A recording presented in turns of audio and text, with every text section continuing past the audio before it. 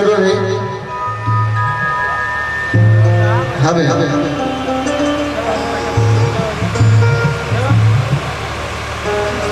स्थानीय कलाकार मैंने हमारे जो गाजीपुर देवरिया आसपास के कलाकार लोग आप सब लोग तैयार हैं? सब है सुनाई देगा सब कार्यक्रम शुरू हो गई।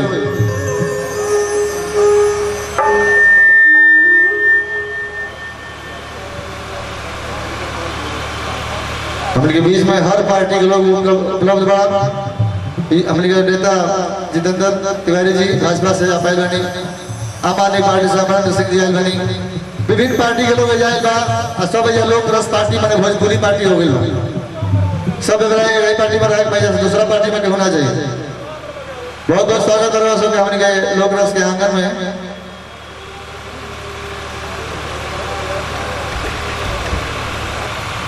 सुजाई जनार्दन जी बेंजू प्लेयर है यहाँ के।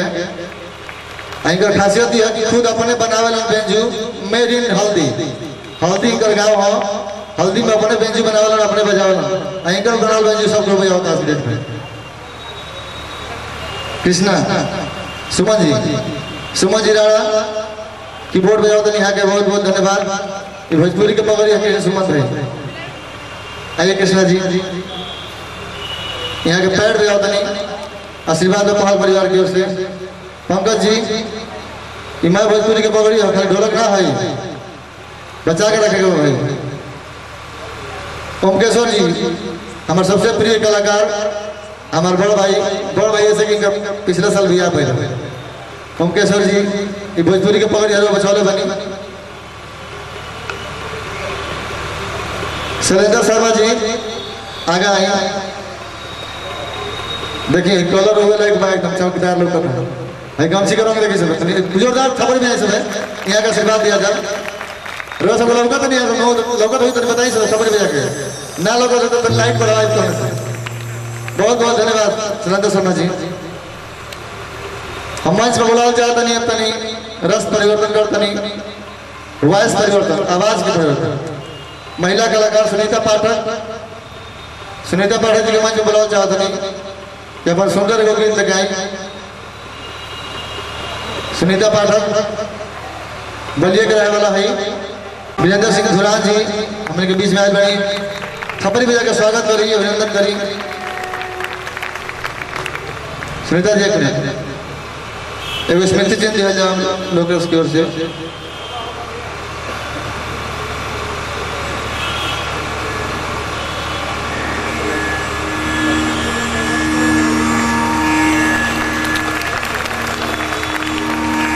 पीछे जो भी खड़ा था कुर्सी लेके बैठ जा। बहुत अच्छा अच्छा कार्यक्रम चलिए रहा सब खड़ा खड़ा कर दो जी।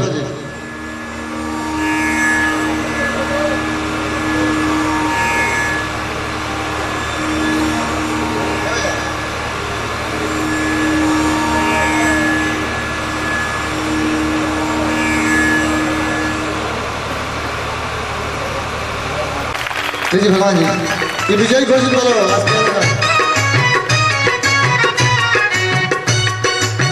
जोरदार खबर मिलाई सब हफ्ते जो लोग खाते हैं।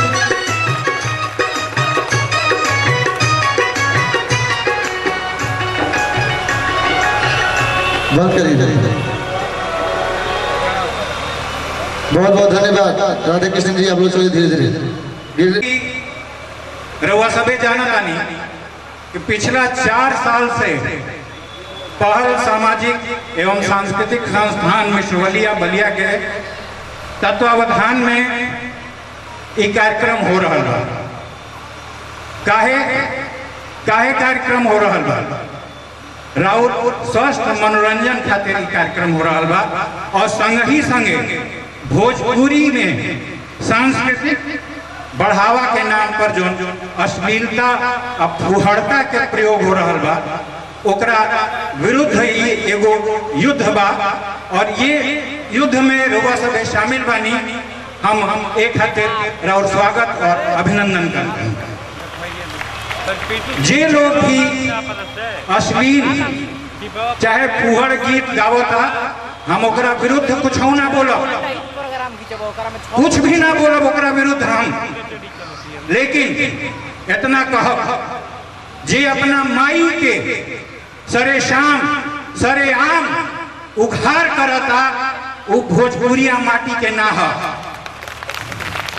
उ ना ह भोजपुरिया माटी के ओकरा पैदाइश में फेर बा उ कहीं से घाटी ना ह।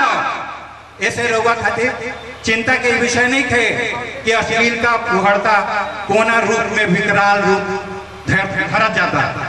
रउआ पहल के संगे लागल रही एक ना एक दिन अश्लील आ फुहड़ गीत गावे वालन के भागे के पड़ी भागे के पड़ी भागे के पड़ी। जय भोजपुरी।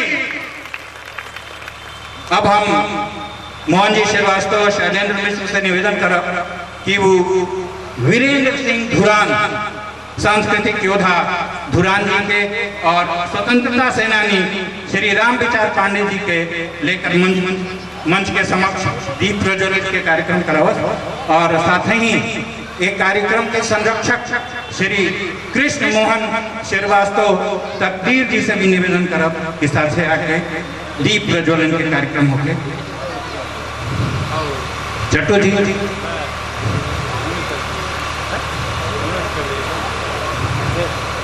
वीरेंद्र सिंह धुरान भोजपुरी जगत के एगो ऐसा नाम जेकर आज उम्र 102 बरिस के हो गई बा।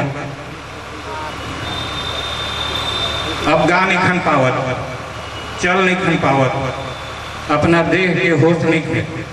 बाकी पहल के कार्यक्रम के हमेशा से सहयोग कैले बना और आशीर्वाद देवे खातिर हमने लोगों के बीच पहुंचल बना।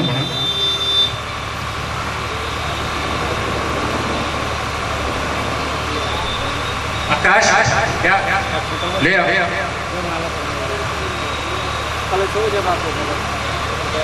ऐसा धुरान जी के आशीर्वाद हमने लोगों के कपारे पर बा तो हमने लोग जरूर विजयी हो कब्जा एमे कोनो दूर आए नहीं थे। वीरेंद्र सिंह धुरान हिमांशु जामा होकर बाबू मंच के सामने आओ। पूरा बिहार झारखंड मध्य प्रदेश महाराष्ट्र उत्तर प्रदेश में भोजपुरी के चिन्हल जानल नाम वीरेंद्र सिंह धुरान उम्र 102 बरिस।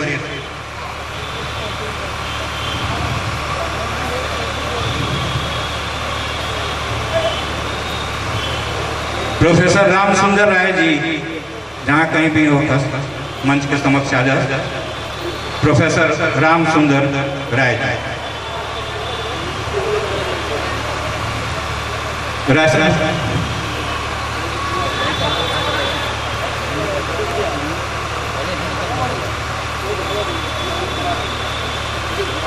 भोजपुरी एगो सरल भाषा जोना के लिंग्विस्टिक सर्वे ऑफ इंडिया में गियर्सन कालन की यह बोली गेय शैली में है।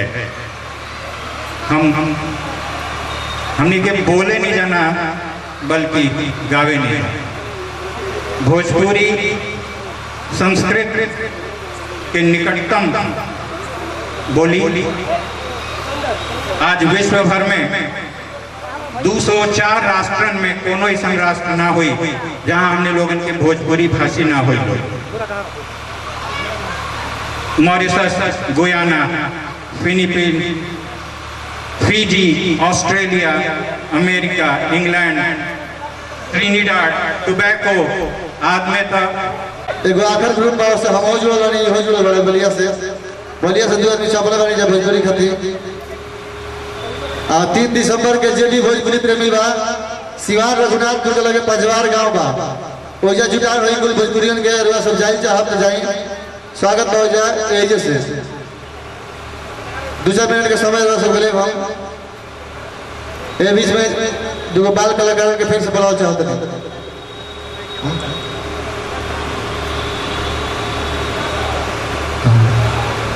बैठी बैठी रुआ शुभम जी हम मंच के सोझा बुलाओ चाहते हैं शशि भूषण शुक्ला जी के क्यों आगे शशि भैया कहने बनी कारण के लिए नीचे लगत रहे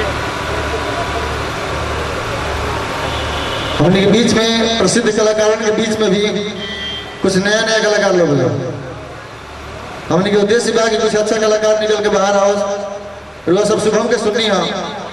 आज भोजपुरी के कौन स्टार के नाम बता दी, जब शुभम लेखा गा दे, जब तथाकथित स्टार जगह हमने कहा था भोजपुरी के स्टार, अगर शुभम लेखा गावल चालू कर दी तो हम गावल बंद कर देते।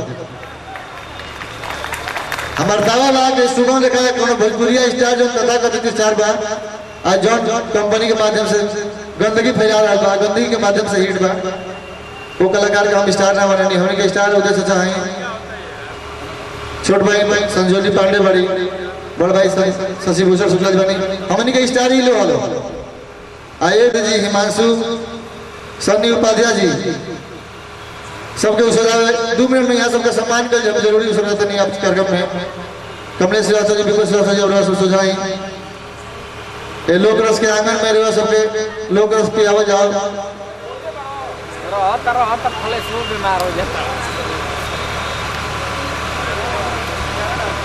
शशि भैया के संजोली के मंच पर सम्मानित कर लीजिए सबके नीचे सब खमा है।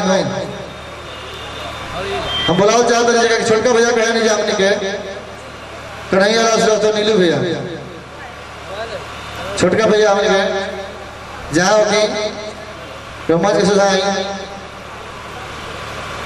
पलट बैठिए, चल भाई बैठिए, हट जाओ बैठे लेकर 2 मिनट बैठो बच्चा, बैठे 2 मिनट। हम नीलू भैया बनी, प्रवीण सिंह जी, अमरिंदर सिंह जी निखिल होगा, बड़ भाई कमलेश श्रीवास्तव जी, अरविंद तिवारी जी, इहू लोग है जो लोग उसके सफल बनाए खातिर दिन रात मेहनत के लिए। साउंड कहाँ से आई, जनरेटर के कर रही, लाइट कहाँ से आई, यहाँ सब खोज की व्यवस्था हमारे बहुत सहयोग के लिए बनी। ये लोग यहाँ सब बानी तो कार्यक्रम पूरा फैल रहा है। अरविंद तिवारी जी दयालु बाबा इंटर कॉलेज के अध्यापक बनी, वाइस प्रिंसिपल बनी, सम्मान में ताली हो जाए सबकी ओर से, खपड़ी हो जाओ। अरविंद तिवारी जी, विपुल श्रीवास्तव जी, ये लोक रस के सम्मान है और भोजपुरी के पगड़ी है। और ये मंच के डिजाइनर हमारे छोट भाई हिमांशु, हमारा आवाज सुनत होगा तो मंच के सुझाव हिमांशु गुप्ता, बलिया का सेट डिजाइनर बनो कल बॉलीवुड में, हिमांशु गुप्ता, सबका सहयोग से ही कार्यक्रम सब सफल हो रहा है। अभी की भैया रवाई कहते टोपी लगा, टोपी जो पहले लगनी है ना, सोझाई विवेकानंद सिंह जी के भी यही लगले सलबस दिया जाओ।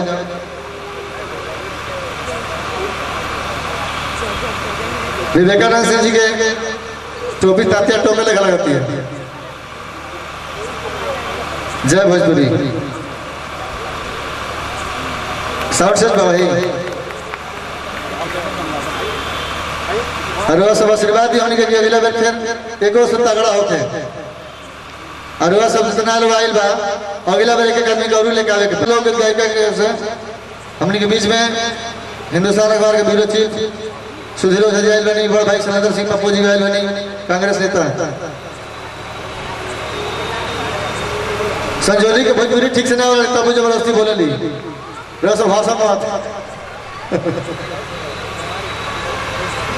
हाँ बैठे, अब सीधे सीधे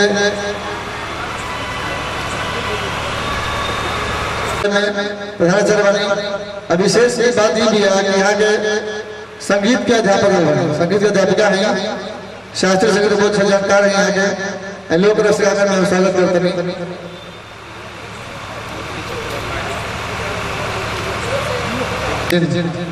प्रथम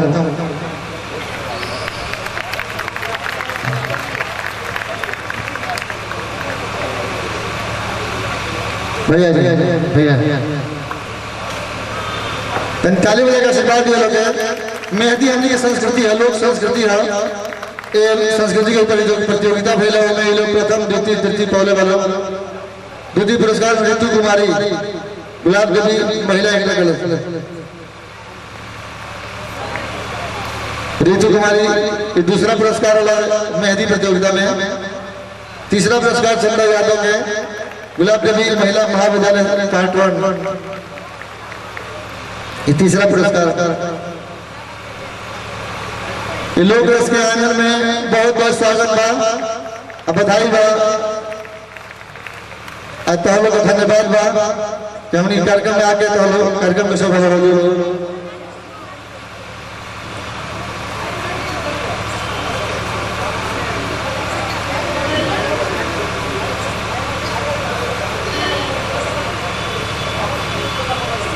पकड़ लिया, थोड़ा सा पकड़ लिया।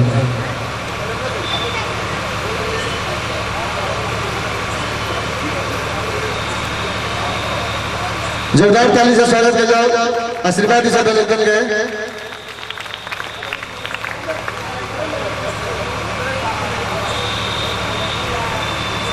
समस्त कलाकारों के प्रति हार्दिक कृतज्ञता व्यक्त करती हूँ, जिन लोगों ने मंच के माध्यम से इतना अच्छा प्रोग्राम दिया।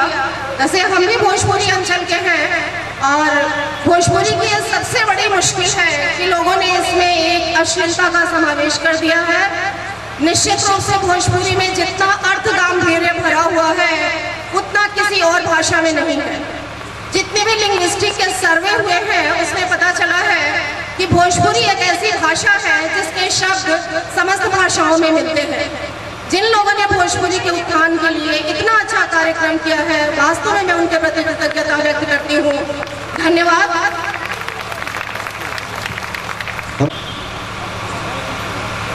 हम एक दिल से अपना ले ले बानी, एक वाक्य हमने का समझ में आवेला, सारे जहां से अच्छा बलिया हमारा।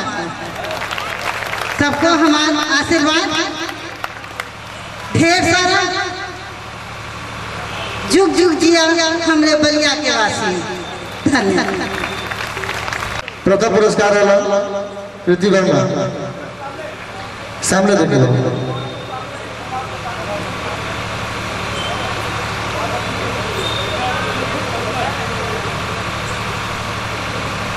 सब तालिए से आशीर्वाद सब दूसरे से। किरण यादव, आकांक्षा सिंह, सविता यादव, पूनम, ज्योति यादव।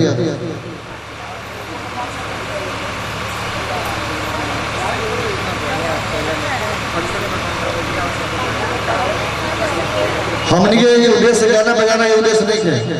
हमने के उद्देश्य बा हमने के बीच में प्रतिभावन के मंच दिया जाए, प्रोत्साहित किया जाए। बीच में क्या होएगा तो भाई ग्रुप में आज इन लोगों के बीच में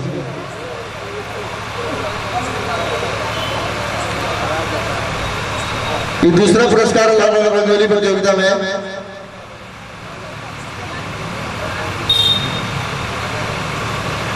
तीसरा पुरस्कार खाती अग्रिमा पाठक, सोनाली शर्मा, अवंतिका कुमारी, नेहा गुप्ता, काजल वर्मा। सब लोग सोचा हो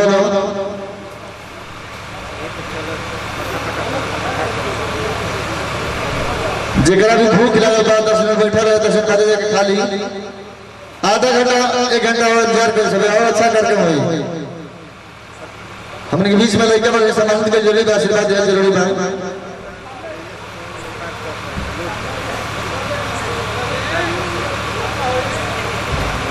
बहुत बहुत धन्यवाद प्रधानाचार्य विभाग चतुर्वेदी जी, हमने ज्ञान आप सबके आशीर्वाद चाहिए।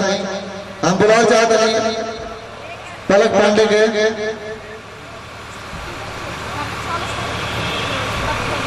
गीत गई ठीक बा। गोलू करणवीर सिंह गोलू जहाँ कहते हैं राशि के आगे आई तो हमने किया सुधीर भाई बताइए भी बात। सुधीर भाई रसिया सरेंद्र भाई क्या बताओ तो हम चाहते हैं कि सरेंद्र भाई के हाथ से छुटकी का दिया जाओ स्मृति चिन्ह सभी हाँ लिख दीजिए पलक पांडे। आवास विकास कॉलोनी में बच्ची रहे। हाँ हाँ ये गीत के सिखाए वाले गुरु जी अपराध नंदो के मंच पर चंद्रलोक वर्मा चिंटू जी जय के सिखाए ला तू आज भाई हमारे छोट भाई चंद्रलोक वर्मा चिंटू जी इनका खाते जोरदार ताली बच्ची के सिखाओ तो बढ़िया बढ़िया गीत भोजपुरी का अच्छा काम हो रहा है। बलिया में अच्छा माहौल बन रहा है सबके आशीर्वाद से। हाँ भैया पप्पू भैया के हाथ से बच्चे के स्मृति चिन्ह और सर्टिफिकेट।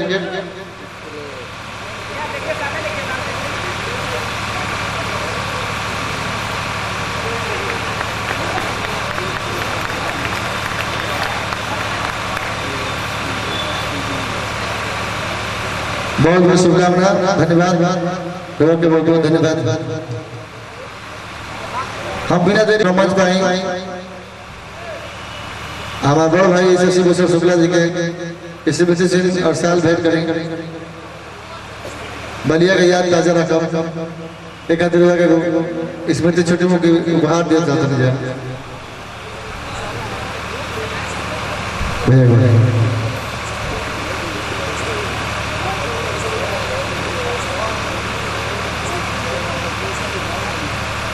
भैया के सम्मानित कर बलिया के हिंदुस्तान अखबार के ब्यूरो चीफ सुधीर ओझा जी आप फोटो खींच रहे बनी हिंदुस्तान अखबार के फोटोग्राफर बड़ भाई अरविंद गुप्ता जी राजू स्वागत आलोक रस के हमें जोरदार तरह से लोगों सम्मान करे सब हमने क्या कलाकार के लोग नहीं लोक रस परिवार के सम्मानित सदस्य अंजनी उपाध्याय जी के बनी लोगों के सम्मान करते हम स्वागत हुआ। बहुत अच्छा गायक लोग हैं।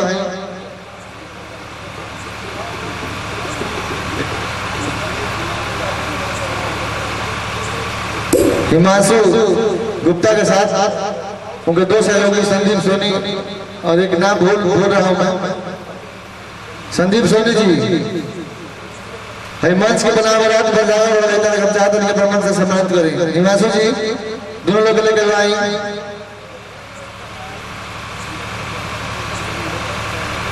हम माइक से दिल जाओ शशि भूषण शुक्ला जी के कुछ गीत सुना जाओ भोजपुरी जुड़ल जाओ। अभी बहुत अच्छा अच्छा कलाकार बैठल वालों लोकगीत गायिका ऋतु राय मयंक सिंह मुर्मू टोनी कुमार अंजनी उपाध्याय कलाकार बने के क्रम में सीमा यादव और भी कुछ लड़की वाली सर बीच में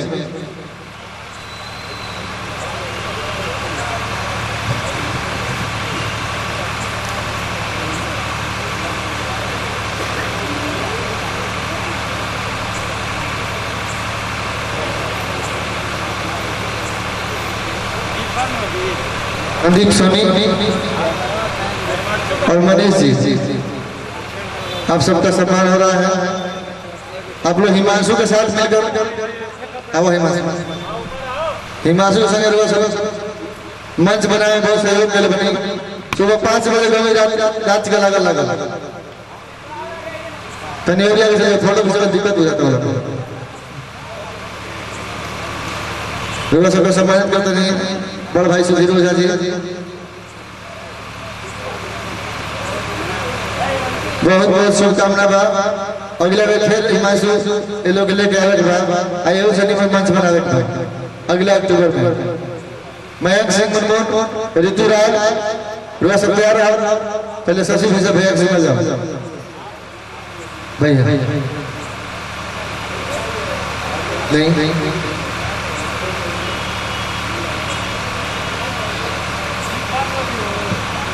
हेलो हेलो हेलो हेलो ये पवन धरती क्रांतिकारी स्वतंत्रता से लेकर के 1942 से लेकर के आज तक के इतना सुंदर पावन पवित्र स्थली जहां पर आकर के हम बहुत खुश बने। सबसे पहले हम धरती के प्रणाम करते हैं रउआ सब लोग के यथोचित प्रणाम कर रहा बने हम हाथ जोड़ के। और विशेष करके एक कार्यक्रम के आगाज जब हमके मालूम पड़ल कि शैलेंद्र मिश्र जी मोहन भैया इतना सुंदर निमन विचार भला बताएं, भोजपुरी के संस्कृति और सभ्यता के मिठास लोग कहला कि भोजपुरी, अरे भोजपुरी में अनंत भाषा अनंत राग के परिवेश बा, समावेश बा। तनी एक बारों में बैठ के देखी तब न मजा आए, ऐसे थोड़े मजा आ जाए। जाने कुछ कुछ बात हम कबो कबो कह देवे ने अलग मन परत रह गया अगले साल फिर चले के बाद ऋतु राय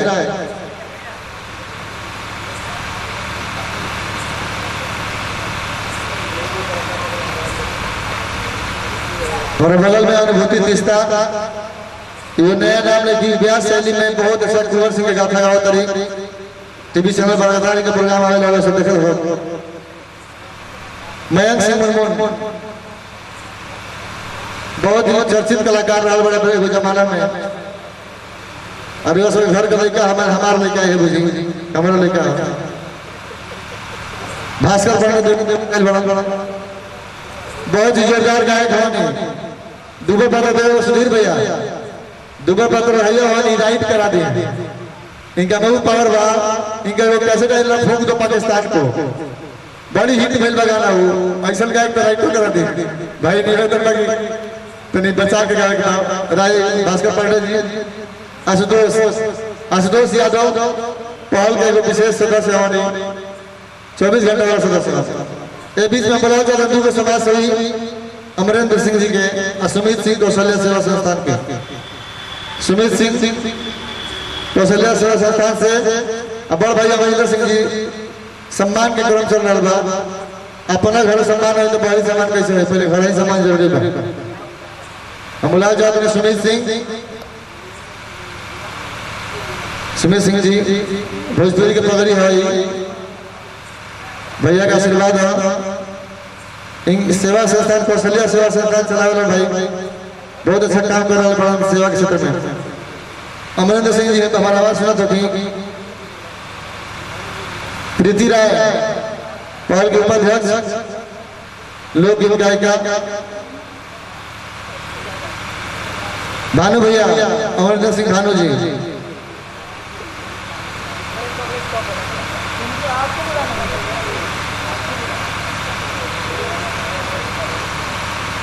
अमरेंद्र सिंह भानु रोने के लोग दोनों बात नहीं के फिर बैठ हुई। अब हम कलाकार लोग साहब के लोग मंच पर आए हुए बीच में वो उभरत कलाकार सीमा यादव को बुलाना चाहते नहीं, जनता में से आदेश बा। अरे अंजनी उपाध्याय जी विशेष सदस्य लोग पहले ही बुला जाएगा, ये घर के न बुला जाना हमेशा। अंजनी उपाध्याय बहुत ही अच्छा कलाकार, शब्द सुशील गायन गायक।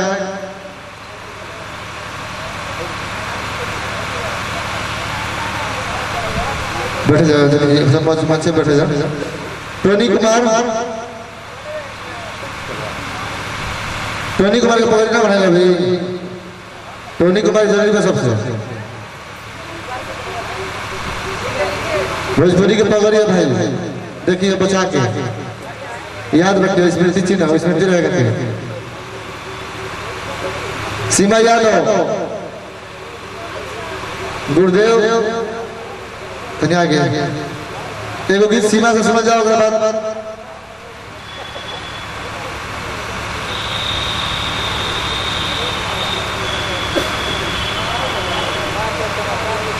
सीमा यादव आइए गीत गवा गए।